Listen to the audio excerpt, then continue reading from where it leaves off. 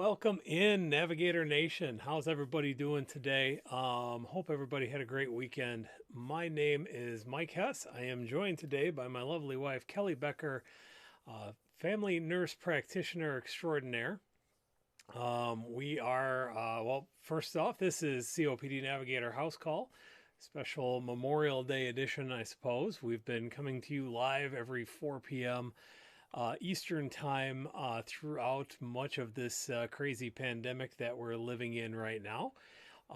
As I mentioned, I hope everybody had a great and safe weekend to kick off the unofficial start of summer. Our two female cats are stopping by to say hello. Um, if you're new to the program, I have started a group or been running a group called COPD Navigator on Facebook for a little over 6 years now. We've branched out to a variety of media content. We have these live shows now that traditionally we do every other Wednesday or so.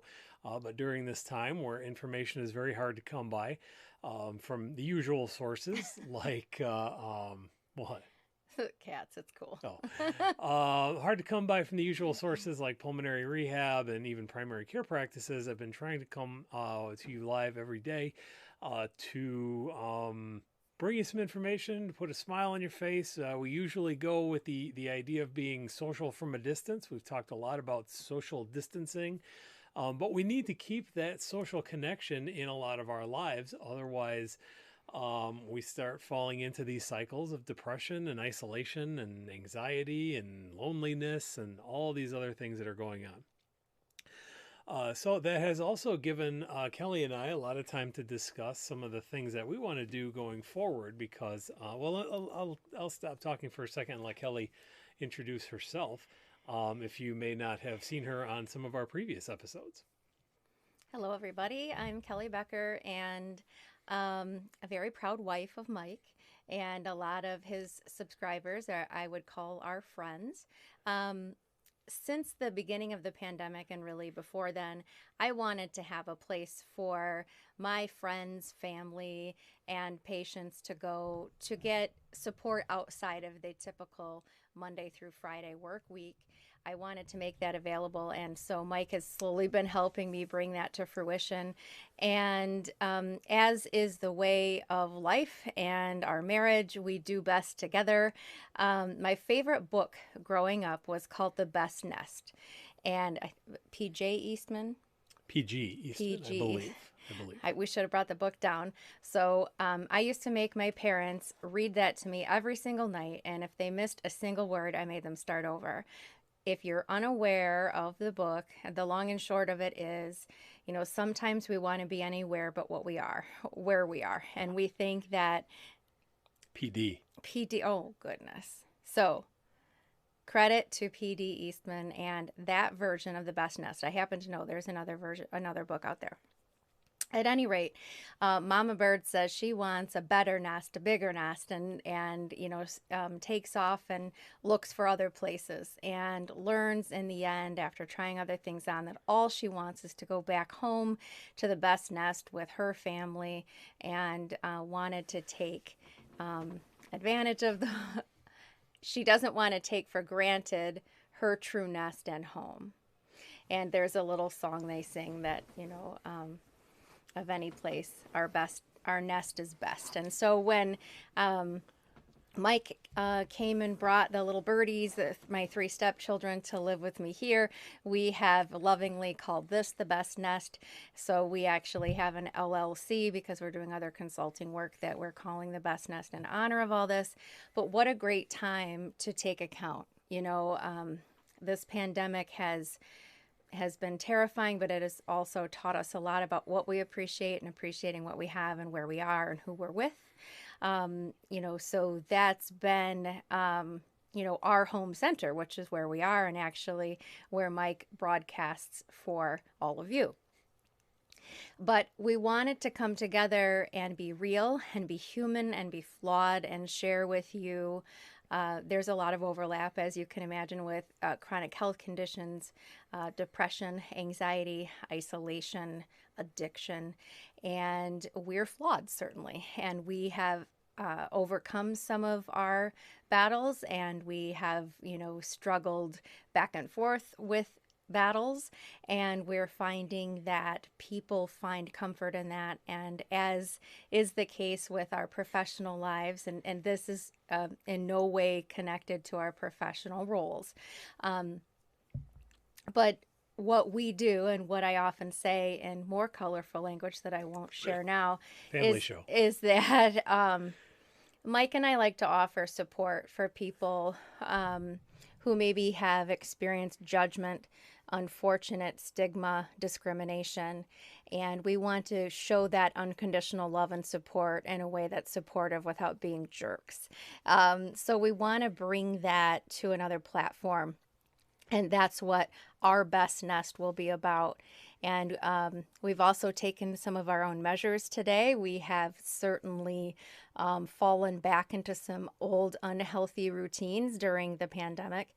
And if I'm going to coach my patients and you're going to coach your patients, that it's never too late and you're never alone to make a positive change, we also want to model that and use this as accountability. So we'll be sharing regular updates with you about how we're doing with things like making healthy food choices, limiting excess alcohol and other toxin intake, getting enough water, getting enough movement, getting enough sleep, setting healthy boundaries where we don't overtax ourselves. Mike made some good points about, what we're all learning in this country about the, burning the candle at both ends.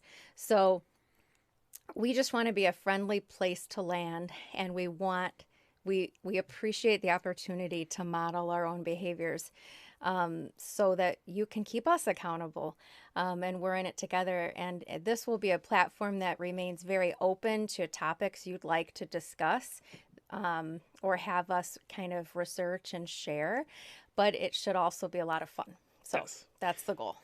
So to be clear, this is not on my end at least is not signaling the end of Navigator or anything like that. This is another extension of where things have been going for quite some time, I think. Kelly and I, we have seen a lot of, as she mentioned, we've seen a lot of overlap in our jobs. We have seen a lot of these struggles in my life, I, for one, am able to use that when, for example, I counsel people on smoking cessation. For many of you who may not have known me for more than 3 years, you may not know, I used to weigh 360 pounds. Kelly and I have both struggled with weight for our entire lives, up until, well, I can't even say up until recently because it's still a struggle. Yesterday, did I say? I think it was, everything popped up. Was it the 24th? Might have been Saturday. Well, this weekend was the 4-year anniversary of me having bariatric surgery. I had a gastric sleeve either 4 years and a day or 4 years and 2 days ago, which kind of got me to this point here. Prior to that, and so that kind of brought back a lot of the thoughts and the emotions. I used to not fit in airline seats. One of the other things that kind of triggered the desire to do this is, as I've mentioned a couple of times, Kelly does some virtual support groups through her day job. And that has led to the launch of the COPD Navigator Ready Room. We've done that twice now, and we'll be doing that again Thursday at 6. But it's really great to have some discussion about that. And so in that discussion, as a bariatric patient myself, I participated in that, and I was sharing that one thing I'm really looking forward to doing again is going on a roller coaster, because the last time I went to Michigan Adventure, it was the last time, because we also went to the water park, and that was a whole other thing. But last time I went to Michigan Adventure, which is similar to a Six Flags or a Knott's Berry Farm or Great America. I'm trying to think where. Cedar Point. Yes, thank you. Trying to cover the whole country, get all that context going. Kids kids were very little. They wanted me to go one of them wanted me to go on the roller coaster with them. I got in, tried to sit down, couldn't even fit in the seat. And so then I knew that then I was the fat guy who was holding up the line, or look at that guy laughing and pointing. And so, that helps me understand a lot of the stigma that a lot of our folks who are smokers face. And it also was instructive in that we in medicine often will just say, why don't you just quit smoking? Why don't you just breathe better? Why don't you just, or even, Push away from the table. yeah, all these things with obesity, with smoking, with drug addiction, with alcohol abuse, all of these things have a lot of common threads. And so we have kind of gone through a lot of, we have the same discussions over and over again. And while, I have a reasonable platform, I want to bring a lot of this message to more, and Kelly wants to bring this message to more too. She has seen how appreciative I have been. I hope you've seen it, how appreciative I've been of the COPD community for essentially adopting me as an advocate and as part of the team, so to speak, even though, I'm not, I'm an ally. I don't have COPD. I can't speak to it as life lived experience, but I can understand some of the psychology around it, and I can offer that help. Yeah, I think I talked around about 3 different circles there, but I want to say a quick hello to Debbie and to Bob. Yeah, I've always had mixed emotions with calling it Happy Memorial Day. I'm going to follow Bob's lead here because I know he is a veteran himself, and I always have mixed emotions about that because of the context of the day. I know, as with many of our holidays, it's essentially become an excuse for sales and vacations and all that stuff. But I do, it is originally intended to be kind of a solemn thing. So fun fact, I am not a veteran by dint of having color blindness. I was actually accepted to the Naval Academy out of high school until I went to go get my physical at RX Optical, as a matter of fact, one of our local chains. And they were like, yeah, you got color blindness. And I was like, yeah, I know. And they were like, well, you can't be in the Navy then. I was like, really? Why? But that was the thing back in the day. So fortunately, I was able to give back a little bit by working at the VA for a while and trying to give a little bit of extra, I know that sounds silly, but trying to give a little bit more so that I could do some kind of service in that regard. But massive respect to everybody who has served, who has lost in the service and all that stuff. So, but also thank you, Bob, for checking in. And Karen, hope you're having a good day as well. This has been a pretty good day. We were able to get out and start on our respective health journeys again, playing some tennis. Oh, it was hot. Oh, it was sweaty. But we're starting to, show some signs of sun that we've left our house. That's good. And we were, to be clear, we were responsible. We were, easy for me to say. So we were at a court next to pickleball courts, and that was only Mike and me who lived together. And then one group of 4, and we kept beyond 6 feet, and they had fewer than 10 people. And we tried not to slobber over each other's balls before throwing them back over the fence. Yeah. Family show, Becker. So, welcome everybody, and thank you for being here on this holiday. Yes. Oh. But it's important, and then if you tuned in on Friday, you actually got to see some of our lovely scenic suburban backyard there. But it's important to be staying active. And again, that's going to be part of what the Best Nest is all about. That's going to be part of our main show, I guess we would call it, is going to be kind of what you see up in here it is. I'm on the wrong side as compared to usual, so I'm not sure where to point at. From fight to flight. That's what we want to call our show. That is something that Kelly has had made on pens as a reminder. I believe the initial inspiration came from Brene Brown. I believe this was it because this was a conversation we had where if you're always fighting, if you're always on the run, you can't. I'm trying to remember exactly how it was. If you're always on the run, then you can't fly. I'm gonna have to look up the quote. I was gonna look up the quote, and the day got away from me after tennis, and I had to go ice my knees and all that stuff. But if you're always, we all know the whole idea of the fight or flight reflex, right? So if you're always in that mode, if you're always fighting, then you really can't take flight because you're always stressed. You're always under the gun. You're always under pressure, and you just cannot be your best self if you're always having these external pressures on you. And sometimes it's smoking, sometimes it's being overweight and not sometimes it's having impaired lung capacity and not being able to get the exercise that you want to. And again, and then that leads to being isolated, that leads to all kinds of things. So what we want to do is, as I often say in our Navigator group, we want to give everybody the tools that they need and the knowledge to use the tools in order for them to live their best lives. And meet everyone where they are, because no matter where you are, that's a place to start. And to inspire hope where there's so much sadness and fear and devastation right now, to accept our own failings and our own weaknesses, and continue to learn from them and be inspired by all of you, and find even the smallest ways to take flight, the smallest ways to make changes to improve quality of life and that sense of accomplishment and hope, because that's so important, and for people not to feel alone in that. Yeah.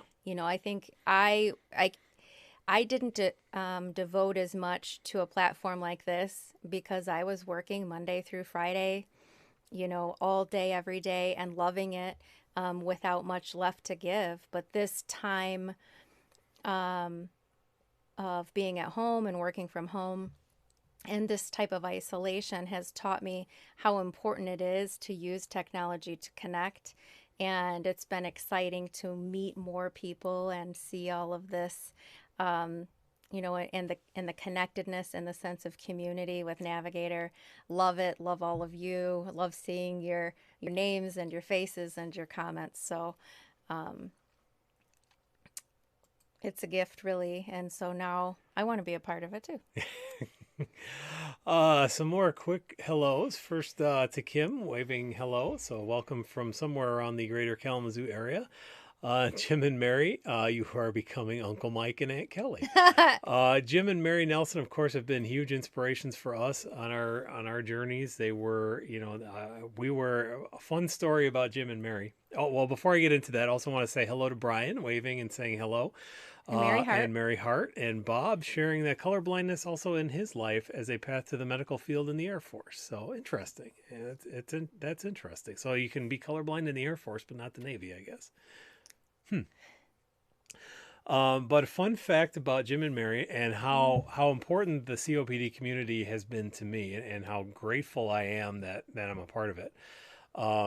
About 5 years ago now, I think it was 2015. I think that was the last the COPD USA conference we went to. I think that was in 2015. I was invited to come, actually sharing some of the work we had done with Navigator over the year or two that it had been around at that point. I guess a year at that point. And I had made a poster about it, an academic poster where you kind of share results and that sort of thing. And it was, looking back on it, I'm still really proud of the design of the poster. I think it looked really slick and was pretty and had nice colors and everything. But looking back at some of the conclusions and stuff, I probably should have been a little more rigorous on it. But in any event, you had no framework or that education yet. that's true. So I hadn't really done. It. Yeah. And, as they say, you miss 100% of the shots you don't take. So Wayne Gretzky via Michael Scott. And so I went for it. I made this poster because I wanted to share what we had built. I wanted to share what the community was like and how big of an impact that it seemed to have.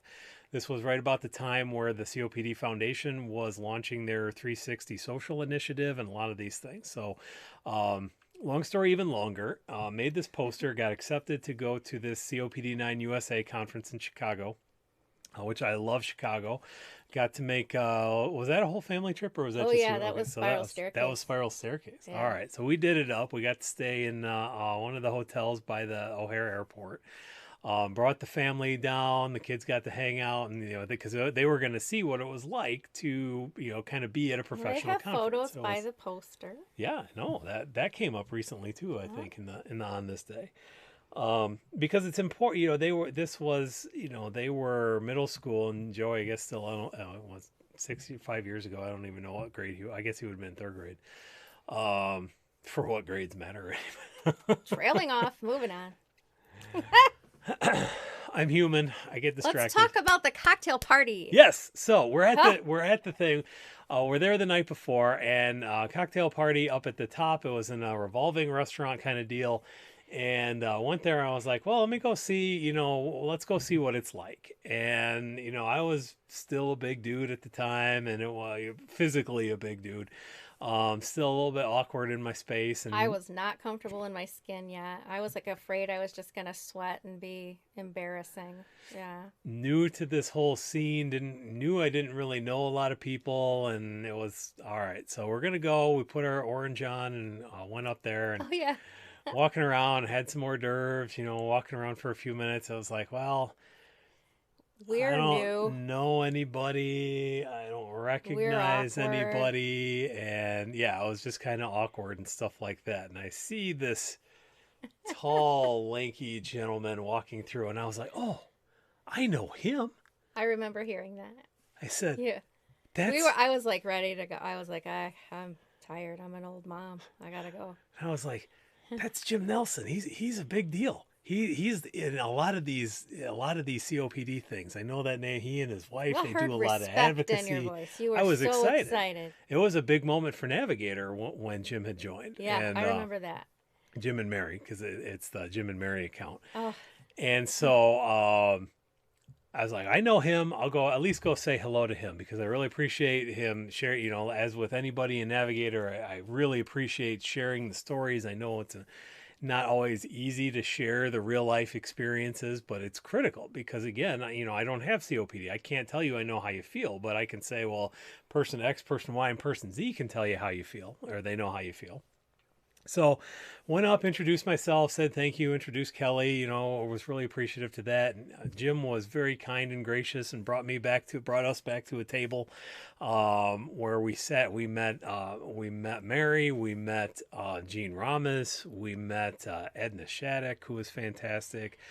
We knew it was a big deal. Yeah, all of these. And I just wanted to hug them all and not let go immediately. I think Karen was there. I don't want to jump past that. I think Karen was there. And just very, very grateful. And everybody was so gracious and wonderful. And we also met.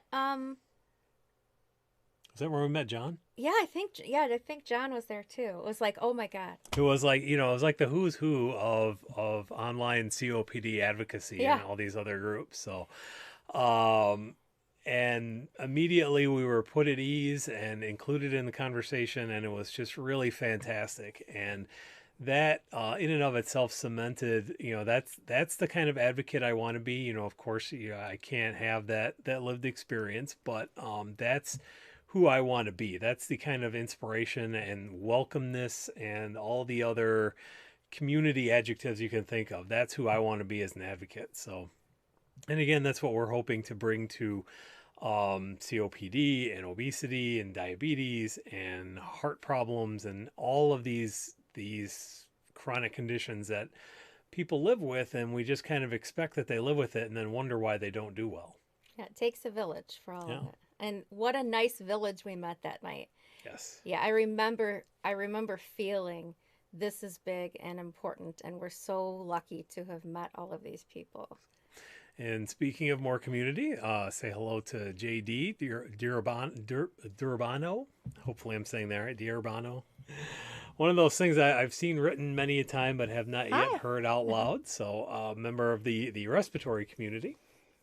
Let's see. So yeah, so that is where we're going with this stuff. And it's we want to, as Kelly said, we want to have it very community oriented. As Navigator has grown, it has always grown at the with the needs and the desires of the community in mind. We started doing live shows because we're looking at it was just about 3 years ago. I was looking back. We talked about this Thursday for Throwback Thursday. I remember I had about a half dozen people ask me the same question in Navigator, ask about the same question. There were a lot of misconceptions. I think it was about spirometry or maybe it was inhaler technique. It was one of the things that I'm always going on about anyway. So, and I thought, Facebook has this new feature where you can have this live interaction. So why don't we give that a try? And that was the very first live show because that's what people needed. As you probably know, we have several RTs in the group, and I had stopped doing the live shows for a while because, as Kelly said, sometimes you got the 9 to 5 and you got other stuff going on, and had a half dozen irons in the fire, probably half dozen more than I needed to, really, if I'm being super honest. So I thought that was one of the things that fell off because it was a lot of prep and a lot of time and a lot of editing and all that kind of stuff. And I was at a conference, a respiratory therapy conference, as a matter of fact. And I had young therapists coming up and saying, hey, are you going to do those videos some more? Because we're learning a lot about respiratory. We're learning about how to interact with our COPD patients. Patients with COPD. Yes, I'm sorry. People living with COPD. Person-centered language, person-first language. Speaking of how to talk about and with, right? Yeah. Yeah, and welcome to Olive. Yeah. Olive checking in, seeing what's going on down here. I gotta. Yeah. Probably a little curious as to why the both of us are down here. It's not a typical afternoon. Please do not jump on the microphone stand. Okay. And so I thought, wow, I'm having an impact not only in the obvious things where hopefully I'm getting people, people with COPD and their caregivers and everything what they need, but also I'm having an impact on how the larger community can interact better with the COPD community, the larger respiratory community. Can I emphasize how important it is that we look at these folks not just as the frequent flyer who shows up in the ER every other day because they don't bother getting their inhalers or they don't want to quit smoking or they don't do this stuff.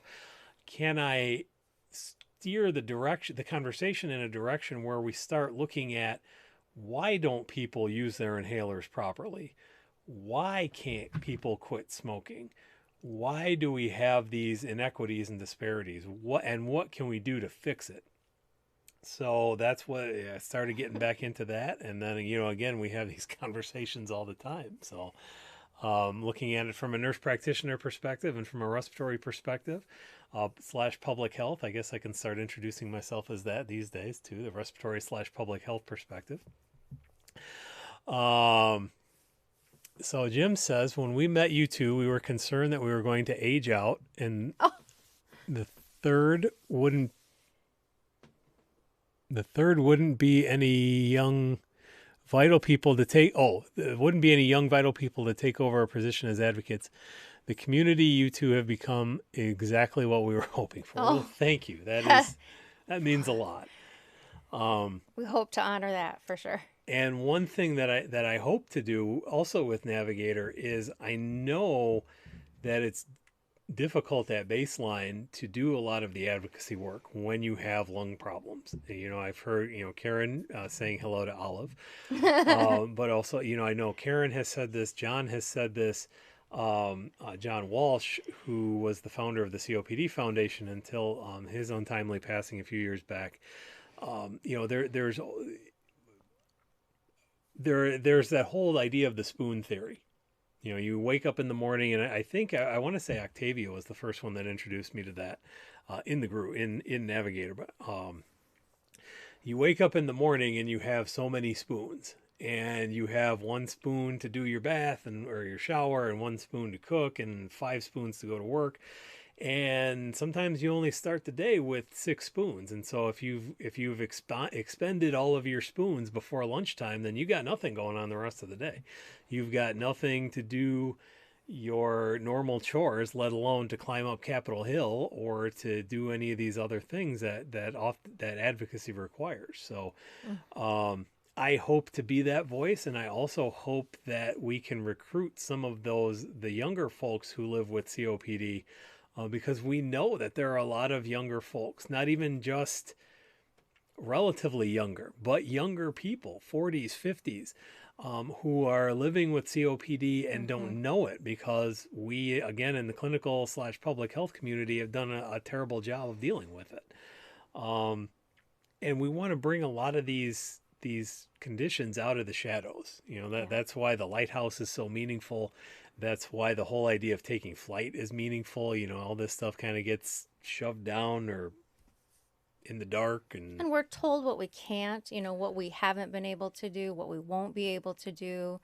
And a lot of us are stubborn and tenacious and just need the right support and tools. yeah, But unfortunately, with these things, we're not given that. We're both pretty passionate about making that a different story, with guidance like all of you. Yeah, we just need an opportunity, tools, and belief that we can do it, and someone believing in us.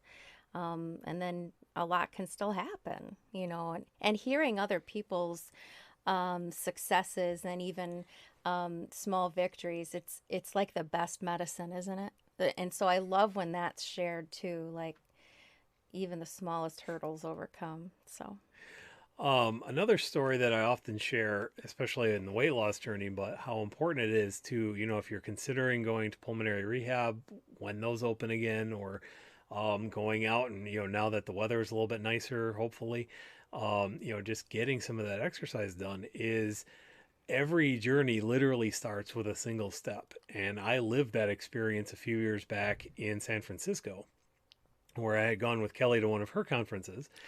And I was stuck in the hotel room, and I thought, when am I ever going to get to come back to San Francisco? This was before we were the jet setters that we are now, going to conferences and stuff. Well, we were. Who knows when? yeah, right. um, who knows when I'm going to be able to come back to San Francisco? This is one of the most beautiful places, Mm. that I've ever seen. It's the home of Starfleet Command. I mean, how can I? It's where they have the nuclear vessels. Any Star Trek fans out there? No? Okay. This is where, when am I going to have a chance to do this? So I'm going to at least go walk around a little bit. So she was in her meetings all day, and I just started walking. And if you know anything about San Francisco, you know that there's a lot of hills in San Francisco. And I got my fat butt up and down those hills. I was doing 5,000. You had a Fitbit. I did have a Fitbit. I 'Cause was. you're so like gamified. You love that. And I was trucking it, and I not only all right. Thank you, John. I found that not only did I survive it, which I wasn't sure I was going to, being, again, I was, well over 300 pounds. But I enjoyed it. I enjoyed the motion. And so we got back to our relatively flat southwestern Michigan climate. And I thought, well, if I can do that in San Francisco, I should be able to do that here. So I started walking, and yes, I had a little bit more opportunity just because of the schedules and things like that. But we started walking. We started being more active. I finally decided to take the plunge and follow Kelly's lead to get the surgery to help with that, to help keep the pounds off. And you walked 3 miles 1 week after surgery because you yep. were in such good condition from that. Or like Jim talks about burning up treadmills. But not long before that, the key takeaway is not long before that, I was taking the kids to school, coming home, and taking a nap for 3 hours just because. Well, we didn't have many spoons when we were that heavy and tired, and we didn't know. Yeah. Like even at that party, I was kind of worn out, because it was still taxing. Yeah. So, So the encouragement is that everything starts with one step, whether it's a new initiative or whether it's a new exercise program. Check with your clinician before starting any new exercise program to make sure it's safe for you, or anything. It just goes back to your point about how many times people with a chronic condition are told, well, you shouldn't do that, you can't do that, et cetera, et cetera. we want to be the group that talks about what we can do, what we will do, and how to safely do that. But we don't have to like walk 5 miles the first day. Right. Right. We can start with, dancing to 2 songs, a living room dance party, or, listening to the Big Chill while you do the dishes. Yeah, that soundtrack or something. That's an old favorite for me. And So then whatever it is. just Karen seconding our opinion, or the whole discussion about younger people living with COPD must become more involved in advocacy. Yes. And the way that I hope we can do that is as clinicians. I hope we can develop kind of this critical mass of clinicians who are trying to involve more of the people they care for and the people that they interact with. And also, as we increase awareness of what COPD is and what the symptoms are, what are all those things. Bring it out of the shadows and give a Yes. platform. Continue to give a platform for those people that we bring out of the shadows so that they don't go so long without treatment. And as they recognize it and become passionate about it because they're getting support, to give them that platform to keep advocating where, we hope. So, Just looking, I just wanted to see, did I miss? Oh, okay. I was going to say, did I miss a comment from John? John's living his best life for sure out there. He's doing his thing. Bob says, Mike's point about inclusion of a number of chronic conditions along with younger people seems like a great direction to grow the community. Well, again, what our hope is that the best nest is kind of the big umbrella, the big house, the big tent, whatever we want to call it. COPD Navigator is still going to continue on as it is, or as the community needs it to be, as it always has. Trying to do more videos, trying to the endlessly delayed explainer video I have. And I apologize for that. They keep telling us in the forecast, well, it's going to rain, it's going to rain, it's going to rain. And then it keeps not raining, and I want to go take advantage of the nice day while it's not raining. But a lot of the footage is there. I just have to put it together. So, Best Nest is going to drop on Sunday. So we're doing this intro on a holiday, but I'm not going to have any conflict with your already dedicated time for COPD Navigator.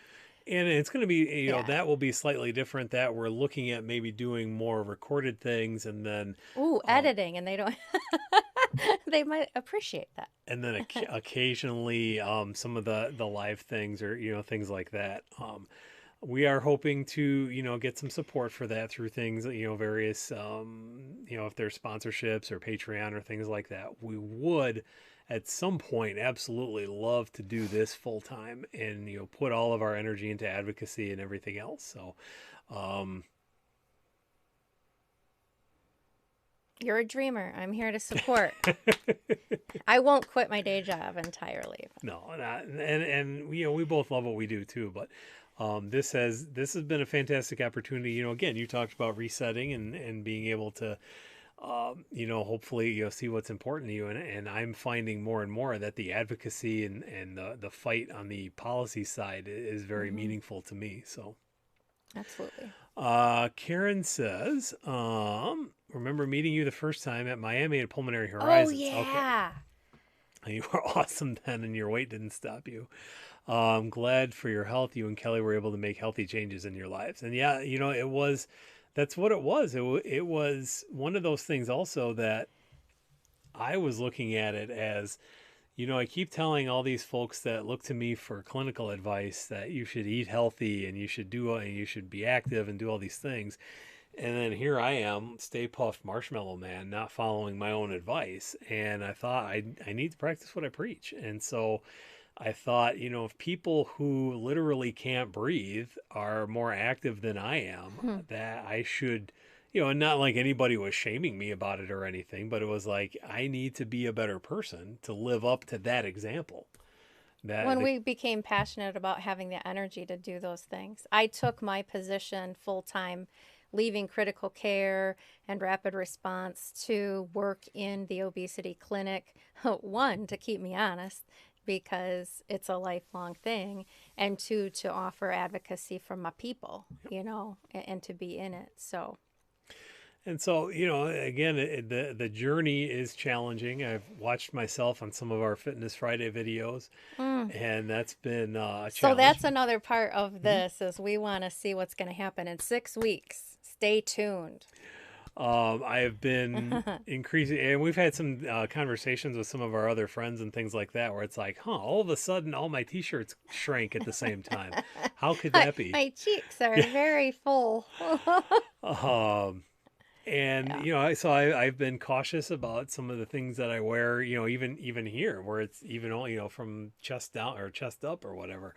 And I don't want to have to be as careful again. I want to get back to making those healthy choices, and I have about 20 pounds to lose again to get back to where I want to be. And I want that accountability. So that's, again, not specifically a COPD thing. So I don't necessarily want to burden everybody with that. But if you're into that journey, then that's, again, what Fight to Flight will be about. Yep. So, we have chatted quite a bit. We've had some great comments. We've got about 15 minutes left in our usual allotted time. And it's a holiday. We could end early. Yeah, we could. Yeah, absolutely. I'm just, I'm just throwing it out there. I usually, obviously you don't watch the show very often because I usually give an announcement about 10 to 15 minutes ahead of time that we want to start getting our last minute questions in. Oh, Are baby, you yes, I not do one of my watch. super fans? I I mean, do what? watch you and I give feedback. And at least I know John sees it, Yes. sees my feedback often. Yeah. Um, So, opening it up. yeah, yeah. So this is, of course, community time for questions. We have Kelly. Obviously, is an obesity expert, um, Patient. and patient. Liked it so much you bought the company. I like to Yeah. tell people. Uh, Live in it. Live in it. so if you have respiratory questions, if you have public health questions, I gotta start flexing my master's in public health and my MPH. Woo woo. Gotta start flexing that a little bit more often. If you have any questions about chronic conditions, this is a great time to help us get Fight to Flight off the ground and start, because as I often say in Navigator, we on the clinical side, well, and we have a little bit different context if we're going to talk about metabolic stuff and bariatrics and obesity and all that. But we in the clinical side often think we know what problems are. I talked about this a couple weeks ago in my last podcast. I'm hoping to get back to one of these days too. We look at problems like, for example, in COPD, we say that, well, we haven't had a new class of drugs in 20 years, or we've had one new class of drugs, the PDE4s, in 20 years. We're just not getting there. But then we also know that we haven't done any improvement in inhaler education in 40 years. So is the problem that we're not getting the new drug classes out there, or is the problem that we're not using the tools that we have? And when I ask a lot of people who live with COPD, it's, well, nobody has ever taught me how to use the inhaler. Nobody ever asked about, what my symptoms are. And so when we put somebody on the right regimen for 2 months and we teach them how to use their thing, all of a sudden they're breathing better and they're more active and they're not coughing as much. And one of the things I love to hear, especially from my COPD asthma overlap people, is I can laugh again without worrying about coughing.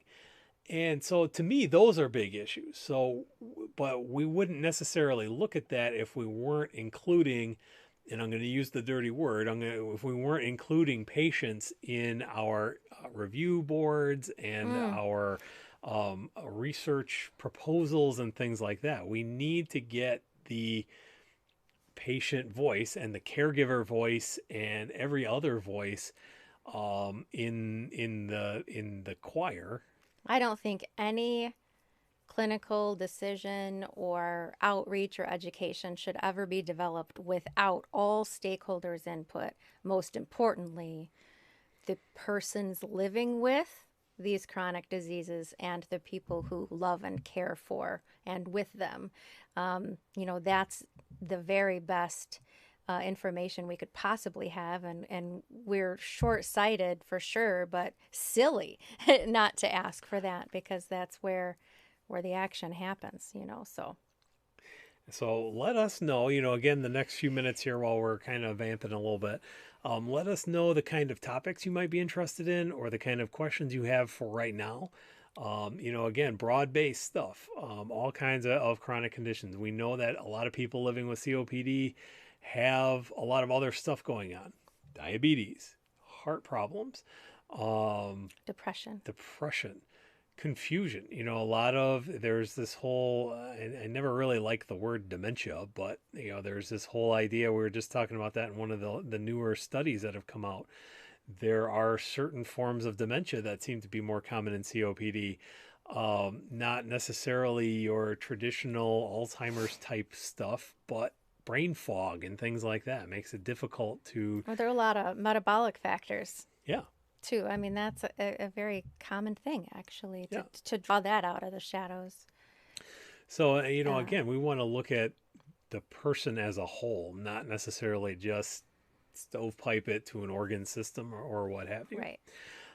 You had a good point that I wanted to come back on. You were talking about any clinical decision without any of the stakeholders. And I just want to emphasize that because, it's not even just research. It is, when a lot of times, I don't know, I'm sure you have a stock saying or something, but when I talk about research, whether it's people in industry or other RTs or whatever, I say, think about this for a second. If you tell somebody that you can improve their FEV1 10%, what does that mean? Probably doesn't mean much unless you specialize in pulmonary function testing. You're probably not going to get a lot of insight about that. And so setting that as a goal isn't necessarily realistic. But if I tell somebody, well, if you stick with it, if you maybe cut back to a half pack a day and you take all of your inhalers on this plan that I'm going to give you written out here, I'm going to give you all the support that I can. If you do that for a month, you might be able to walk from here to the mailbox and back without hitting your puffer 6 times. And laugh. Without fear. And laugh. Yeah. So it's about, I try and ask people, what are your goals? What do you want to do? What's important to you? Right. Yeah, that's most important. All right. And I love alliteration, and it's Monday. It's Memorial Day Monday. So I'm also on my personal Facebook page doing 21 days of change and trying to find one little thing every day to add to the day or the week to have a positive impact. Of course, a lot of it's my opinion. And so what things have you guys heard for Monday? So there's like Meatless Monday. So if you aren't already someone who's vegan or vegetarian, it's a good idea to look at, plant-based sources and at least take some time off. Last Monday, I said Makeover Monday. So no matter what it is, doing something that makes you feel confident. So maybe it's getting a haircut or your hair trimmed or cleaning the hair that's coming out of your ears and nose. Maybe it's shaving your legs. Maybe it's painting nails, even Mike's nails. But something that makes you feel good. Makeover. Yeah, I think I need to take a pumice stone to my callous moccasins, that I'm walking around on. And today, I think on this Memorial Day, just, remembering and honoring, taking time to really appreciate those that have come before us and those sacrifices and what that meant. But, not just today, maybe it's like a Memory Monday where I also talked about, Thankful Thursdays where, or every day where you think of at least 3 things, practice gratitude. that keeps us, from this horrible depression, appreciating what we do have. But I think also reflecting, remembering people who've passed. I know that one can be hard for me, having lost my dad when he was just 43, and we're 42, but reflecting back on memories or memories you want to make, something we've done with our kids, especially in the last few years, is gifts have more to do with experiences or making memories than things. And in this strange climate, thinking about what memory, we went down memory lane last week, what were some of our favorite trips or favorite memories? Never was it like one particular gift. It might be interacting with that gift as a family or taking something or going somewhere. But those are all things to renew our spirits in light of what we're saying and overall health. So,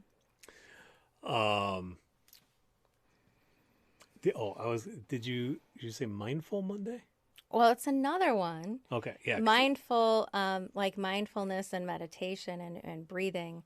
Well, that's what I was thinking about, in Fitness Friday, we've talked about yoga and things like that. But sometimes, getting back to some of the more specific to COPD stuff, that just mindful breathing, being aware of what's going on, but also that's a big part of meditation and just being centered and relaxed a little bit. I wanted to go back. I know Bob popped up first, and also just waving to Gabby. Thank you for joining us. Bob asks about thoughts about strategies to help people consider to get back to pulmonary rehab, such as masks and face shields and patient choices and stuff. It's going to be tricky. This is something that, I've even been trying to figure out how I'm going to be seeing people in my clinic office, because it's less than 6 feet. I mean, I'm going to have to completely revamp my model. And I think, unfortunately, a lot of pulmonary rehab facilities may be looking at something very similar. There's going to have to be additional distance, again, not necessarily because we don't know who's infectious right now. Any clinician is going to have to wear a face mask, certainly. Again, the question comes in, what do we do for the person? What do we do for, in this context, patient is an appropriate word. Because if you slap somebody on a treadmill with a face mask, even if it's just a surgical mask, that's going to be bothersome. That's going to be really bothersome. And is it effective? Because remember, we're wearing masks to protect others. So if you're there, I mean, it's not really protecting you anyway. So where do we land on that? I think we're going to have to really give some thought to that. Mobilizing home care. Yep, pulmonary rehab. Sorry. Home care. No, that's exactly that's where I was going next. I have been fortunate enough over the last few months to meet some fantastic people who are doing a lot of in-home pulmonary rehab. David Junga, I believe his name is, in New York. Is he in New York? I think he's out east somewhere. Alexander Gerchulin, also in New York with Home Rehabilitation Network. They're doing some great programs online with Zoom conferences and things like that, much like we'd be doing with, and I hopefully she's sticking around, but I see Kim Chandler, specifically a pulmonary rehab respiratory therapist, just popped up. So Kim, I would love, if you're still here, I'd love to hear some insight you might have over Bob's question about what's the thought process about reopening pulmonary rehabs in the near to mid term. I think so important. I think telehealth, telemedicine, I think that's going to be tremendous going forward.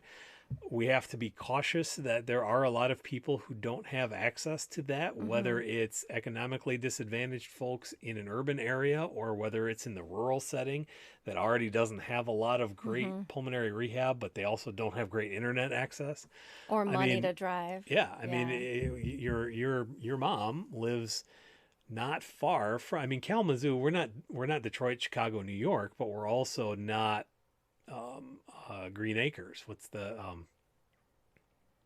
Podunk? Anyway, we're not incredibly rural here. But I do have a patient trapped 30 miles away who has no internet, no cable. My mom and Bob, no both of our parents live within 20 minutes of where we are and have limited internet. So Yeah. is interactive video conference, is that really feasible? I don't know what's going to be feasible. It's a tough question. Gabby brings up a good point, and I'm so glad she did. And Gabby, I'm going to make this something this week, I think, grounding exercises. One of my, sorry to cut you off, No, babe. I didn't have any. I But don't I'm know what it's going so to look like. excited that she said that because there's so much to that, really. I asked one of my favorite mentors, a very strong woman leader and nurse practitioner who practices out of Seattle. And I saw her and she seems very balanced, and I can tell that she takes good care of herself, and I want to model myself after that. And I asked her, what are the things that you do? I'm always asking this question, actually. What are things that you do to find your center, or what are, non-negotiable things you do for your health? And she likes to physically walk outside.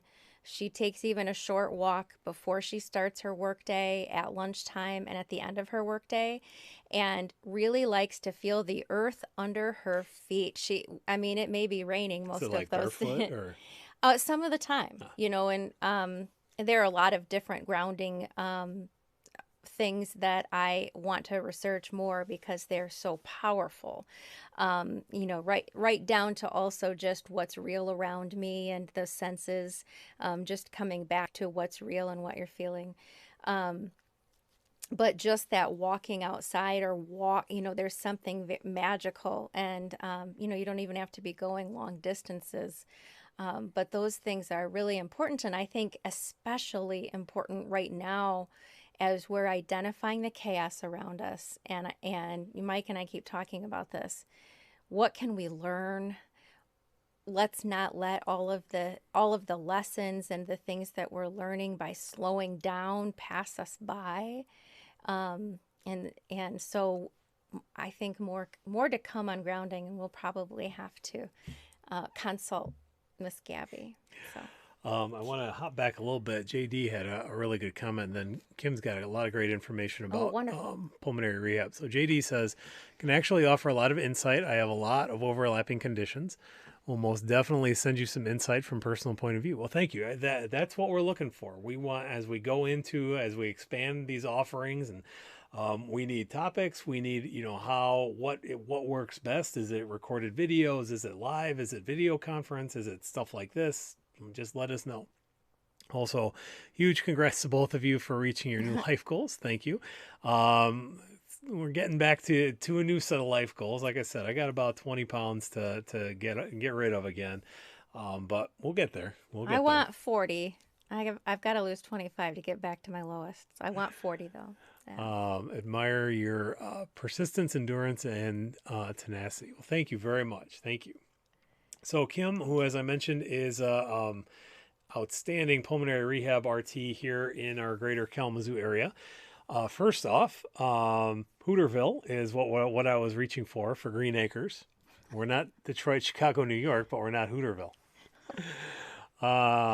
Then it wasn't. Oh, or Petticoat Junction. I think that. So Okay. that's a different show, though.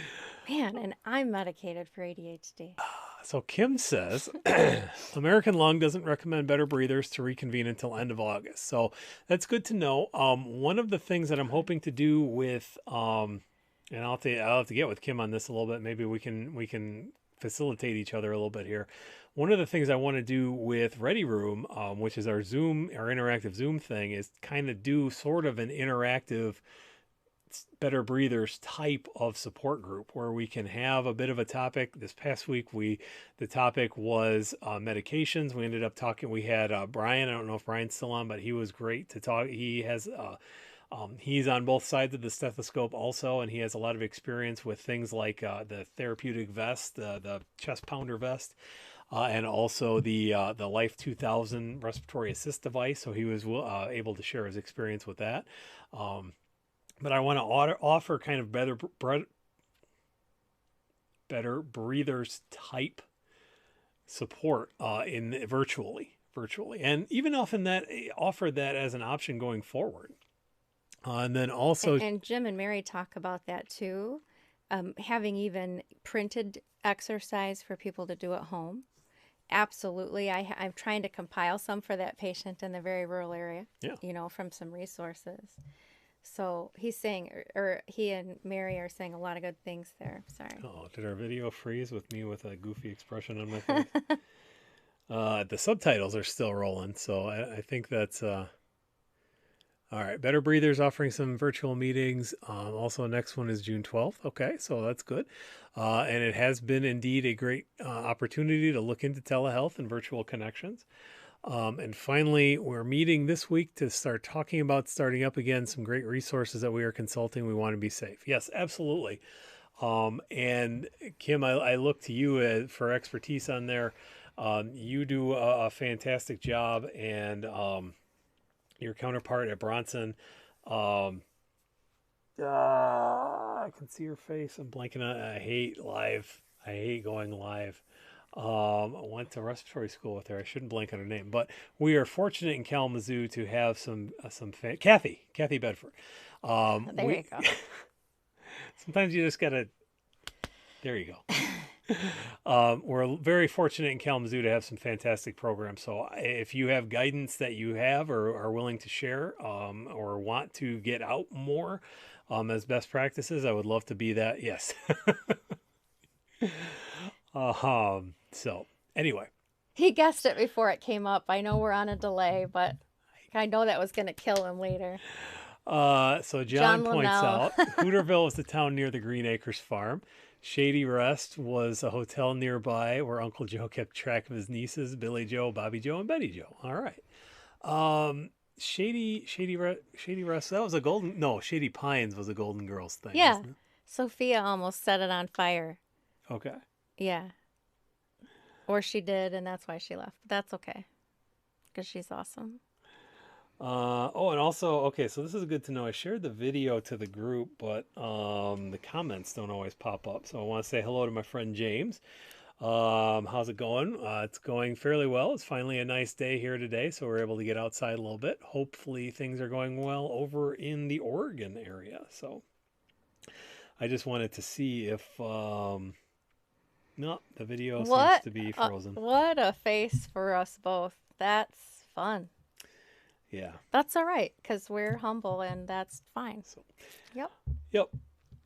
What are you going to do? I think the kids, video is frozen maybe, here too. maybe the kids came home and are pulling our bandwidth. No, this is a thing that happens on occasion. Oh, special. There we go.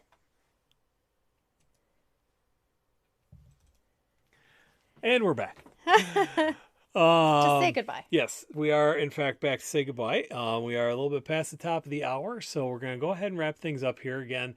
To be clear, COPD Navigator is going to continue on in the format that you all know, and I'm sure you all love.